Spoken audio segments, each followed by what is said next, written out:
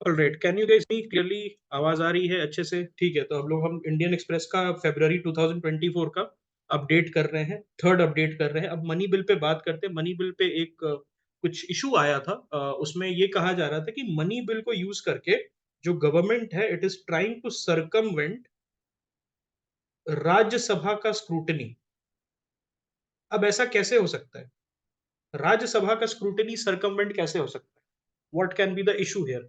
The issue here is कि जो राज्यसभा है, ओके, जो राज्यसभा है आपका, it doesn't have any power when it comes to money bill. Money bill में 14 दिन का इनको टाइम मिलता है। इस पे ये रिकमेंड कर सकते हैं amendments. They can not enforce amendments, they can not reject the bill, they can only recommend that, okay. और लोकसभा के पास सारा पावर है, इनिशिएशन से लेके उसका एग्जीक्यूशन तक। Yes, Aadhaar bill has been passed as a money bill, तो उसमें जो है it has been upheld as constitutional. लेकिन उसमें जो है एक जस्टिस ने, वन जस्टिस हैड डिसेंटेड। उनका नाम बता सकते हैं? आधार के जजमेंट में जहां पर कॉन्स्टिट्यूशनल बेंच बैठी थी, तो वहां पर आधार का जजमेंट गवर्नमेंट के फेवर में आया था। And the person who had dissented back in 2017, his name was Justice DY Chandrachud, जो आज के CGI है। तो उन्होंने कहा था कि दिस इज नॉट डन, आप राज्यसभा के स्क्रूटनी से बचाने के लिए ये कर रहे हैं। ऐसा जो है 3 बिल जो है आपका PMLA 2002, उसके बाद जो फॉरेन एक्सचेंज रिजर्व एक्ट जो है आपका, यहां पर अगर आप देख सकते हैं, ओके, FCRA एक्ट जो है, फॉरेन करेंसी जो आपका एक्ट है, FCRA वाला act, that also, okay, that also जो है, ठीक है, राइट। तो that also was passed, okay. तो ये वाला जो है PMLA, इस समय उस एक कार्ति चिदम्बरम थे। सो कार्ति चिदम्बरम थे कौन? Okay, who was Karti Chidambaram? तो कार्ति चिदम्बरम जो थे, ही वाज ए MP, तो उन्होंने PMLA के खिलाफ डाला था, ओके, इन द कोर्ट। और फिर FCRA जो है 2010, उसमें जो है फॉरेन कंट्रीब्यूशन रेगुलेशन एक्ट जो है, उसको पास कराया गया था एज अ मनी बिल। तो मनी बिल क्यों पास कराया जा रहा है? राज्यसभा के स्क्रूटिनी से बचाने के लिए। आर्टिकल 110 क्या कहता है कॉन्स्टिट्यूशन का? That a bill can be classified as a money bill if it exclusively deals with certain subjects, जैसे कि taxation, financial obligation of Indian government and matters related to consolidated और contingency fund। इससे related matters जो है आपका money bill होता है। ये 2023 के प्रीलिम्स का क्वेश्चन भी है, ओके। अब मैं बात करूंगा कि दो टाइप के other bills are also there. What are those bill? एक है आपका आर्टिकल 117 क्लॉज 1 में, जिसको हम फिनेंस बिल 1 के नाम से भी जानते हैं। और एक है आपका आर्टिकल 117 का क्लॉज 3। और ये जो आर्टिकल 117 का क्लॉज 3 है, इसको हम किस नाम से जानते हैं? फाइनेंस बिल 2 के नाम से जानते हैं, ठीक है। इसमें क्या होता है, दोनों में क्या डिफरेंस है? फाइनेंस बिल 1 जो है आपका, this this particular finance bill, ये general legislation plus money bill matter. जब मनी बिल के मैटर में जनरल लेजिस्लेशन का मैटर, जो कि रोजमर्रा की चीजें, सिर्फ पैसा से रिलेटेड नहीं है, सिर्फ टैक्सेशन से रिलेटेड नहीं है, आपको जो है एक तरीके से उसमें जो रोजमर्रा का डे टू डे एडमिनिस्ट्रेशन की चीजें हैं, वो भी ऐड होता है। तो वो भी यहां पर था। यहां पर इसको कहां आप इंट्रोड्यूस कर सकते हो? अगर मैं आर्टिकल 117(1) के बिल को बात करूं, where it can be introduced, it can only be introduced in LS। लेकिन यहां पर लोकसभा में इंट्रोड्यूस कर सकते हो, लेकिन एक और इसमें डिफरेंस क्या है? इसमें एक डिफरेंस क्या है? That Rajya Sabha has control, Rajya Sabha can reject. और यहां पर प्रोविजन है ज्वाइंट सिटिंग का, but it is not necessary. It is not necessary, but there is a provision of joint sitting. अब यहां पर समझो, article 117(1) is done. Article 117 clause 3, इसमें क्या है? आर्टिकल 117 फाइनेंस बिल 2, तो matters other than what is mentioned in 110। तो financial matter other than what is mentioned in money bill वाले में, तो अगर उसके अलावा कोई फाइनेंशियल मैटर है, तो वो आपका फाइनेंस बिल 2 में आ जाएगा। और ये जो है बोथ LS और RS, that is Lok Sabha and Rajya Sabha में इंट्रोड्यूस हो सकता है। लेकिन इसके इनिशिएशन के लिए क्या चाहिए हमें? इंट्रोड्यूस तो हो सकता है, अगर इसको इनिशिएट करना है, आगे बढ़ाना है, तो फिर वहां पर हमें क्या चाहिए? प्रेसिडेंशियल अप्रूवल चाहिए। ओके, और उसके बाद यहां पर जो है दोनों के पास इक्वल पावर रहता है। क्या आप 110, 117 क्लॉज 1 और 117 क्लॉज 3 के बारे में समझ गए? क्या ऐसी बात हुई कि आप लोगों को समझ में आ गया? ओके, ठीक है। वो मीम देखा था, इसको तो 117 क्लॉज 1 और 117 क्लॉज 3 के बीच में डिफरेंस पता है, and the girl was acting surprised, है ना? यस। सो ये चीज है। मैं आपको एक चीज बता रहा हूँ, एग्जाम में क्वेश्चन आएगा, आप गलत कर दोगे। क्यों गलत करोगे? Why you are going to make it wrong? What is the reason? The reason is you are not going to pay attention, you are not going to take a breath, and you are not going to sit and reflect. You are going to start crying upon seeing such a complex topic. इस अपने पे विश्वास होगा नहीं, अपने पे विश्वास होगा नहीं कि मैं कर सकता हूं या कर सकती हूँ। What you are going to do, you are going to start crying and then you are going to make a mess out of it. फिर बहुत दुख होगा। इसीलिए मैं कह रहा हूं, आपको कंसेप्ट समझ में आ गया, सब आंसर दे रहे हो, तो चुपचाप थोड़ा सा आराम से सांस लेके उस क्वेश्चन को डील करना। हाथ जोड़ रहा हूं, पॉलिटी के क्वेश्चंस आपको आते हैं, बहुत हमने मेहनत की है पॉलिटी में, इसीलिए आने वाले डेज में रिवीजन को थोड़ा ध्यान से देखो। और प्लीज वहां जाके ना मेस मत क्रिएट करना। आप सभी को आता है, सारे क्वेश्चंस पॉलिटी में सही होने चाहिए, एक्सेप्ट जैसे कि होम गार्ड्स वाला ओएसए टाइप का क्वेश्चन है, उसको छोड़ सकते हो। मैंने क्या कहा था? 6 बॉल्स है ओवर में, हर बॉल पे छक्का नहीं मारना है आपको, 4 बॉल पे छक्का मारना है, and you can do it. और उस अपने हिसाब से देख लेना ऐसे कौन से 2 बॉल हैं जिन पे आप आउट हो सकते हो, आउट मतलब गलत कर सकते हो, उसको इस हिसाब से कर देना। ठीक है, पेपर को as a whole separate entity नहीं देखना है। फिर बता रहा हूं, क्वेश्चन नंबर 1 to 100 को एक पेपर नहीं देखना, उसको बाइफरकेट करना है। तब जाके स्मॉल स्मॉल बिट्स में जब आप बाइफरकेट करोगे, जैसे कि सबसे पहले सब्जेक्ट वाइज डिवीजन करना है, और उसके बाद उसमें भी सब्जेक्ट का आपको किस लेवल पर डिवीजन करना है, डिफिकल्टी के लेवल पर डिवीजन करना है, कि कौन सा डिफिकल्ट है, कौन सा आपको आता है, कौन सा चीज आपने सुना है। ठीक है, उस हिसाब से आप डिवाइड करोगे तो 100 क्वेश्चन जो है आसानी से बनेंगे। नहीं तो अगर 1 to 100 क्वेश्चन को एज वन एंटिटी देखोगे, तो आपको ये इनसरमाउंटेबल फोर्ट की तरह लगेगा। जब तक आप इसको अवेयर नहीं हो, पेपर में अवेयर नहीं, you are just like a monkey, you are going from question 1 to question 100, question 1 के बाद सीधा क्वेश्चन 2 बनाया 3, कुछ अवेयरनेस नहीं है क्या कर रहे हैं, एज अ रोबोट किए जा रहे हैं, वो नहीं करना है आपको। जो है थोड़ा सा प्लानिंग, थोड़ा सा कंट्रोल लेना है। When you start from question 1 to 100, मतलब एक के बाद एक क्वेश्चन करते रहते हो without any thought, you are allowing UPSC to take control of the paper.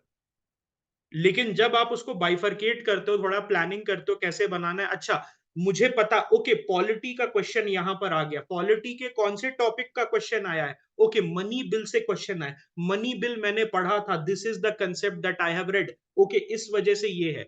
आप कैसे क्या होता है, this is what happened to me and this is what happened to you if you have given attempts, that what I was saying.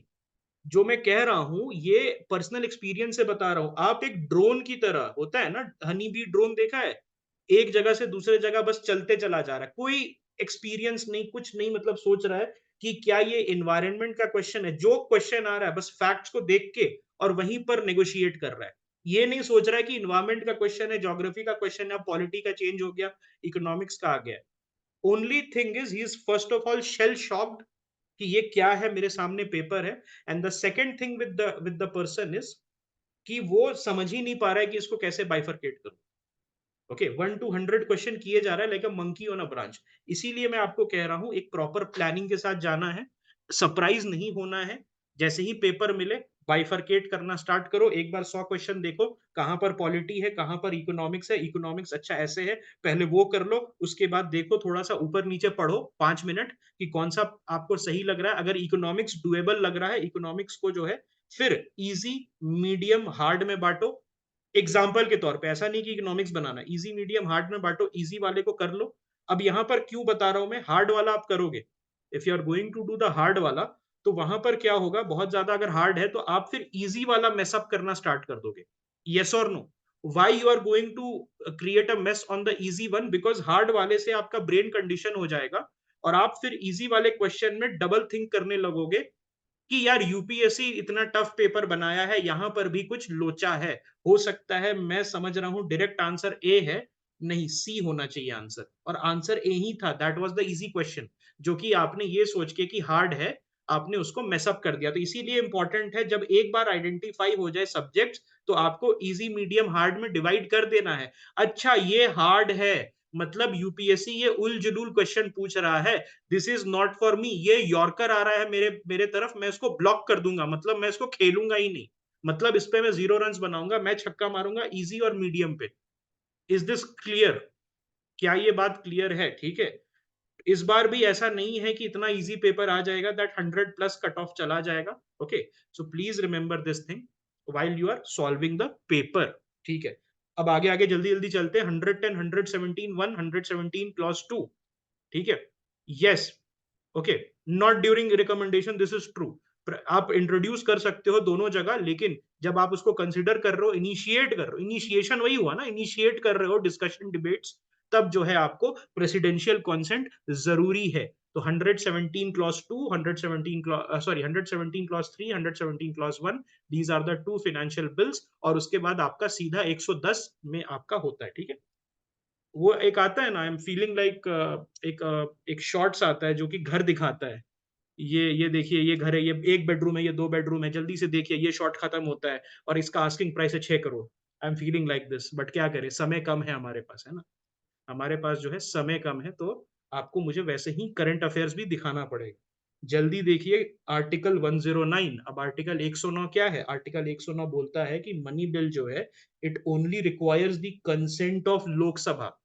Okay, money bill में सिर्फ आपको लोकसभा का consent चाहिए, राज्यसभा सिर्फ रिकमेंड कर सकती है changes, and Rajya Sabha has merely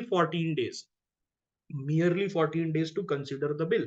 What is the concern? The concern is that money bill जो है बाईपास करने के लिए राज्यसभा का स्क्रूटिनी यूज हो सकता है, and it can be used in Aadhaar act 2016 and PMLA 2002 and foreign contribution regulations act 2010 में।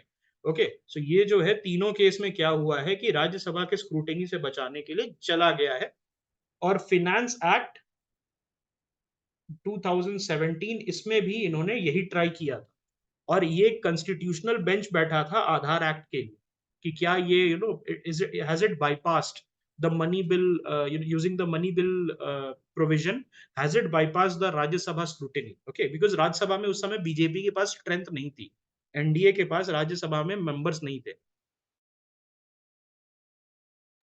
All right, is it clear now? अब हम बात करते हैं, पहला मून लैंडिंग हुआ है एक प्राइवेट कंपनी के द्वारा, और ये जो फर्स्ट मून लैंडिंग है, ये किसने किया है? एक कंपनी है इंट्यूटिव मशीन्स, एक अमेरिकी स्पेस एक्सप्लोरेशन कंपनी है, which is headquartered in Houston Texas. Okay, Houston Texas में है ये याद रखिएगा। और इसने क्या किया है, नोवा सी करके इसने एक मॉड्यूल बनाया है, जो कि ओडिसस लैंडर लैंडर मॉड्यूल जो है उसमें अटैच्ड होगा, और उसके बाद it became the second module to land in the moon south pole. ये जो है चंद्रयान 3 जो है, उसके बाद ये आपका मून के साउथ पोल में लैंड करने वाला दूसरा मॉड्यूल है, and it is the first private module to land anywhere in moon. Okay, anywhere in moon, ये फर्स्ट मॉड्यूल है। ओके, तो ये याद रखिएगा, ओडेसस जो है स्पेस क्राफ्ट है, और उसका लैंडर है नोवासी।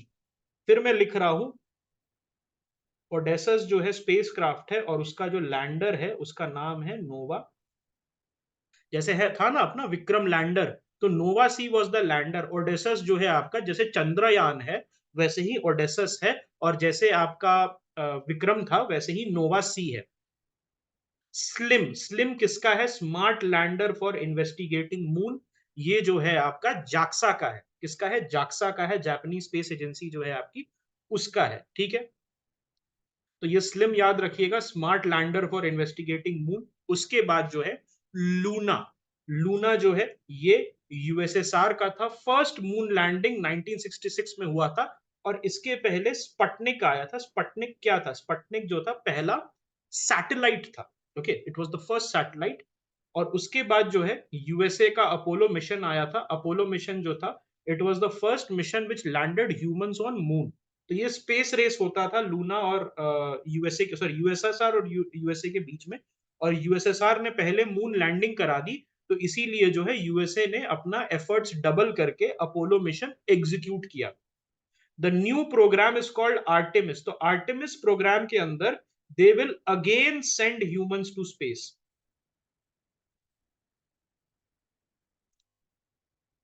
आर्टेमिस अकॉर्ड क्या है? This treaty emphasizes that space as a shared resource for humanity, prohibits national appropriation. Okay, ये जो क्या कह रहा है कि ये कॉमन कॉमन ग्लोबल कॉमन जो है उसकी तरह हम ट्रीट करेंगे, और प्रोहिबिट करता है नेशनल अप्रोप्रिएशन। ये कल हमने पढ़ा है, अगर आपको याद होगा। मैंने कल बताया था कि कैसे ब्रिटिश जो है, ब्रिटेन जो है अंटार्कटिका को क्लेम करता है बिकॉज ऑफ फॉकलैंड आइलैंड। लेकिन अंटार्कटिक ट्रीटी की वजह से उसको क्या कर दिया गया है? उसको रिसिंड कर दिया गया है, उसको पीछे रख दिया गया है। ब्रिटेन का क्लेम जो है, since it is one of the signatory of the Antarctic charter, तो वो जो है उसका क्लेम अब नल एंड वॉइड हो गया। पहले क्लेम करता था कि ये मेरा इलाका है बिकॉज मेरा फॉकलैंड जो है उसका स्पेशल इकोनॉमिक जोन में आ जाता है। 200 किलोमीटर्स के अंदर अंटार्कटिक वाला रीजन है, तो ये मेरा एरिया हो जाता है। Okay, and India is a signatory. India जो है 2023 में 27th मेंबर बना। ये यूएस लेड है आर्टेमिस अकॉर्ड, और ये मना करता है कि कोई भी, ओके, कोई भी स्पेशल क्लेम नहीं करेगा। स्पेस जो है ये सबका है, इट्स अ ग्लोबल कॉमन। अब ग्लोबल कॉमन को, सॉरी, ग्लोबल कॉमन से अब हम आ जाते हैं जीएसएलवी रॉकेट। उसको नॉटी बॉय कहा गया। नॉटी है, नॉट बॉय नहीं है। नॉटी बॉय क्यों कहा गया उसको? क्योंकि वो बहुत नॉटी है। नॉटी क्यों है? Because it has a high failure rate. Okay, high failure rate है compared to PSLV. What is the reason for the high failure rate? The reason for the high failure rate is the cryogenic engine. याद है हमने class ली थी जहां पर मैंने आपको बताया था क्रायोजेनिक इंजन के बारे में, दिसंबर 2023 का योजना। हाँ, 3 स्टेज क्रायोजेनिक इंजन वगैरह हमने डिस्कस किया था, है ना? तो जीएसएलवी बहुत ज्यादा पावरफुल रॉकेट है। आपको याद है LVM-3 रॉकेट हमने डिस्कस किया था? LVM-3 rocket, okay. तो कंपेयर टू पीएसएलवी इसका लिमिट क्या है? 2200 किलोग्राम जियो स्टेशनरी ऑर्बिट में जा सकता है, और 6000 किलोग्राम लो अर्थ ऑर्बिट में डाल सकता है। तो जियो स्टेशनरी ऑर्बिट ज्यादा आसान है कि ज्यादा मुश्किल है जियो सिंक्रोनस से? जियो स्टेशनरी ऑर्बिट में डालना ज्यादा आसान है, मुश्किल है। इट इज वेरी डिफिकल्ट, है ना? और जियो स्टेशनरी ऑर्बिट से क्या याद आ रहा है आपको? IRNSS याद आ रहा है? IRNSS याद आ रहा है? Yes. And GSLV uses a cryogenic engine which uses liquid hydrogen. तो liquid hydrogen सबसे most fuel efficient है। It is the most efficient rocket fuel, but it is also very difficult to handle in its natural gaseous form. अपने natural gaseous form में it is very very difficult to handle. Okay, okay. तो ये चीज आपको समझने आना पड़ेगा। Why the high failure rate? Did you understand? High failure rate की वजह क्या बनी? Because of the cryogenic engine. अब हम बात करते हैं, एक न्यूज आया था कि केरला ने सेंटर को अमेंड करने के लिए बोला है वाइल्ड लाइफ प्रोटेक्शन एक्ट। वो क्यों बोला है, क्या बोला है, उसको हम डिस्कस करेंगे। पहले तो क्यों बोला है? Because Kerala wants to declare wild boar as a vermin, क्योंकि वहां पर बहुत ज्यादा मैन एनिमल कंफ्लिक्ट हो रहे हैं। Many people are dying, okay, many people are dying, okay, ठीक है। और उसके बाद जो है यहां पर अब हम पढ़ते हैं उसके specific sections. Let us study the specific section. तो section 11 clause 1 clause a of WPA act 1972 क्या कहता है? कि chief wild life warden of a state, किसी भी स्टेट का chief wild life warden, if satisfied that a wild animal specified in schedule 1 has become dangerous to human life or disabled beyond recovery, अगर कोई ऐसा mammal है which is under schedule 1 और वो जो है ह्यूमन लाइफ के लिए मैन ईटर टाइप का बन गया है या डिसेबल्ड हो गया है बियॉन्ड रिकवरी, तो उसका हंटिंग और किलिंग परमिटेड है। ओके। और ये जो है, अभी आपको याद होगा एक उड़ीसा में टाइगर का केस आया था which had become a man eater. Okay. हाँ, ये पीवाईक्यू है, 2022 का पीवाईक्यू है, ठीक है। तो ये याद रखिएगा कौन है, चीफ वाइल्ड लाइफ वार्डन अभी कर सकता है, chief wild life warden, again I am saying. अच्छा, यहां पर मैं आपको याद दिलाता हूं कि अगर एक चीज करनी है तो जितने भी ऑफिसर्स हैं, जैसे चीफ वाइल्ड लाइफ वार्डन है, डीएफओ हो गया, चीफ कंजर्वेटर ऑफ फॉरेस्ट हो गया, principal chief conservator of forest, उनके बारे में थोड़ा पढ़ लीजिएगा या मुझे याद दिला दीजिएगा तो मैं क्लास में करा दूंगा। आई थिंक एक question chief wild life warden पे स्टैंड अलोन आ सकता है, ठीक है। The section gives power to the chief wildlife warden to order killing of such a wild animal if it cannot be tranquilized or relocated after capturing। अगर वो उसको tranquillise करके relocate नहीं कर सकते हो और वो मेनेस हो गया ह्यूमंस के लिए या मैन ईटर हो गया, तो उसका किलिंग अलाउड हो सकता है by the by the permission of the chief wild life warden. दूसरी चीज आपको बताता हूँ, यहाँ केरला चाह क्या रहा है, केरला चाह रहा है कि चीफ वाइल्ड लाइफ वार्डन से डिमोट करके एक junior officer principal chief conservator of forest उसको अलाउ कर दिया जाए, क्योंकि चीफ वाइल्ड लाइफ वार्डन जो है हो सकता है बहुत सीनियर पोजीशन हो जाए वहां पर, जो है उसको बहुत ज्यादा काम हो जाए। तो इसीलिए principal chief conservator of forest which is the second और third highest ranking officer in the state. Okay, ठीक है। Section 62 of WPA 1972। तो सेक्शन 62 क्या कहता है वाइल्ड लाइफ प्रोटेक्शन एक्ट का, कि यूनियन गवर्नमेंट नोटिफाई कर सकता है कोई भी वाइल्ड एनिमल इन शेड्यूल 2, याद रखिएगा schedule 2 of the act which protect its from hunting. तो शेड्यूल 2 प्रोटेक्शन देता है, लेकिन यूनियन गवर्नमेंट मतलब सेंट्रल गवर्नमेंट नोटिफाई कर सकता है एक एनिमल को as a vermin for a period of time in an area और द स्टेट। ओके। तो ये यूनियन गवर्नमेंट को सेक्शन 62 के अंदर ये है कि किसी भी शेड्यूल 2 एनिमल, कौन से एनिमल को, शेड्यूल 2 एनिमल, प्लीज ध्यान रखिएगा। Is it clear? क्या ये चीज आपको समझ में आई? ये क्वेश्चन आ सकता है। ओके।